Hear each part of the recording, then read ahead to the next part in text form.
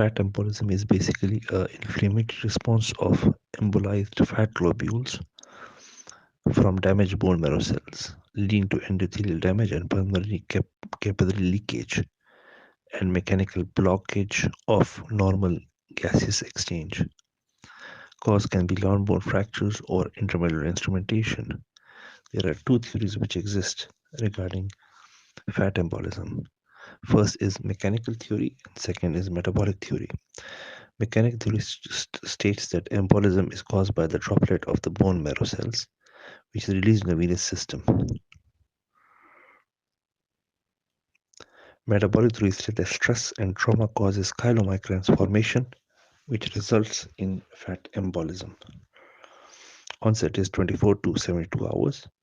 Prevention is early stabilization of long bone fractures. The sign can be respiratory signs, that is tachypnea and pulmonary edema, cardiac with hypotension and tachycardia, CNS with confusion and petechial hemorrhages in the brain, skin with petechia in anterior axillary fold and retina. The petechia in the axillary folds and retina are pathognomic as well. For the investigations, I will do D-dimers is highly sensitive but low specificity. Number 2, I can do a VQ scan. Number 3, I will do ABGs for the patient, will show low carbon dioxide and respiratory alkalosis. A CT pulmonary angiogram is a gold standard and a helical CT is possible. Sinus tachycardia on ECG with right axis deviation, right bundle branch block will be seen.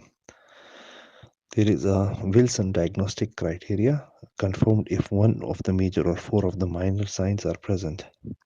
Minor criteria consist of hypoxemia,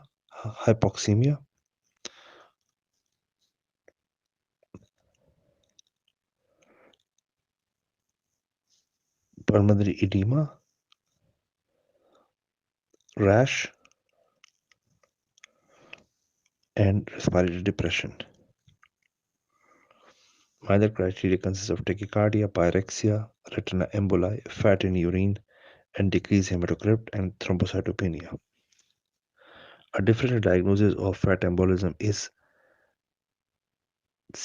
CHIPA, that is cerebrovascular accident, hyponatremia, infection, pulmonary embolism, and ARDS.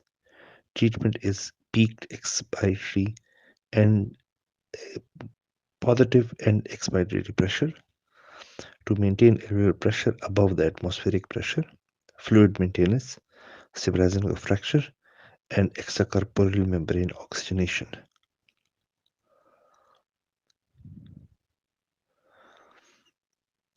ARDS is respiratory failure secondary to a non-cardiogenic pulmonary edema.